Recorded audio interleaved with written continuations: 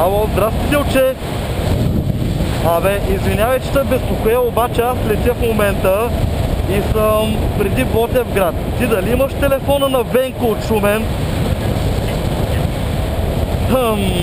А на Жорката от Добрич? Може да те помоля да му звъннеш, той ще даде номера на Венко и да му кажеш на Венко да тръгват, ако са събрали, да тръгват към Ботевград. Благодаря ти много, извинявай, че така карам, тук с дебелите ръкавици не мога да набирам номера, много ме е зор. Добре, айде.